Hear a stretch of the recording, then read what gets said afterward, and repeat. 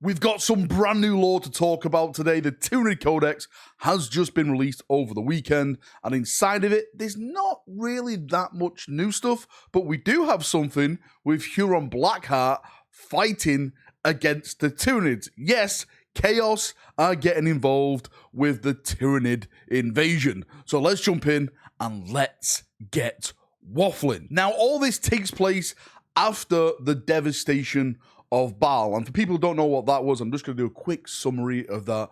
Basically, the Tyranids were heading towards Baal itself. Baal was about to be wiped out.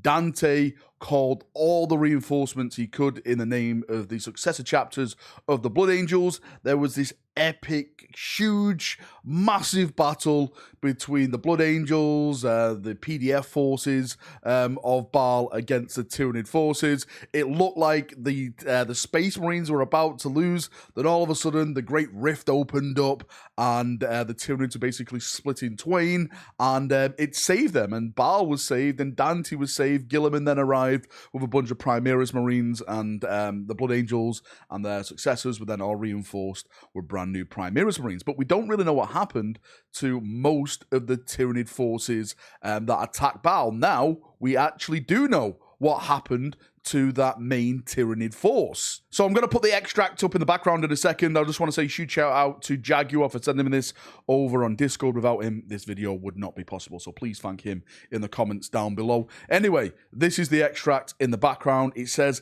"The Maelstrom. Following Hive Fleet Leviathan's defeat at Baal, thanks to the Great Rift's emergence, thousands of bioships are scattered by the Empiric storms. Hundreds are cast into the Maelstrom, where Huron Blackheart, one of the most powerful Heretic Astartes warlords in the galaxy and Lord of the Red Corsair, rules.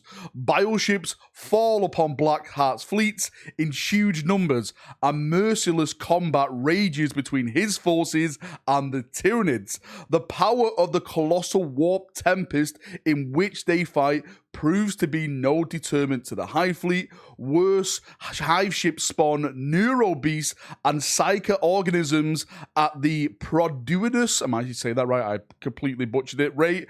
As they accumulate biomass. Now, for me, this is the lore I absolutely love, because potentially we could be setting up maybe certain battles that are going to be happening in the future. It always stuck with me, like, what actually happened to Hive Fleet Leviathan that was attacking Baal? Like, most of the moons were covered like in Tyranid skulls and stuff because of Carbanda and everything like that. I'm not going to get too involved in that because it's a great story and you should go and read it. It's called The Devastation of Baal by Guy Haley. Absolutely top tier rated book.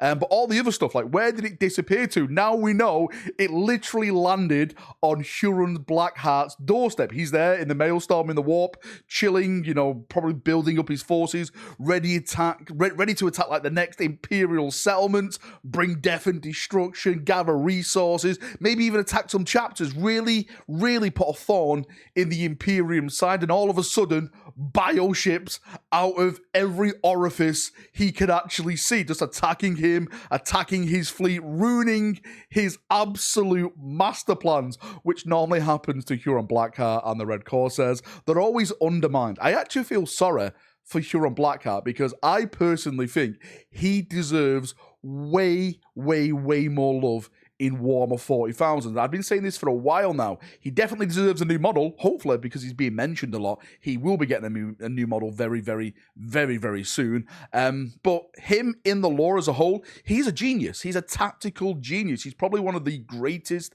well, he was one of the greatest Imperial commanders when he was still loyal to the throne, and now that he's gone over to the side of Chaos, he's definitely one of their most magnificent commanders, probably just under Abaddon, but Abaddon's the one who always gets the love. I've always wanted Huron to take the spotlight and maybe to take a little bit of the shine away from Abaddon, and Abaddon starts losing some influence because how powerful and how amazing Huron Blackheart could be. It'd be nice to have that little power dynamic between them two brought more into the lore, and to see that play out a little bit more. Maybe, just maybe, this could be part of maybe some of the campaign books that may be coming out soon for Warhammer 40,000. I know that Games Workshop has that kind of trend where they bring bring out campaign narrative stories interlinked in between Codex launches. So maybe we can have something with Huron fighting against the Tyranids. But as I was saying before, he's such a big character. To have the Tyranids now taking him on in the Maelstrom, no less, like that is a big thing as well.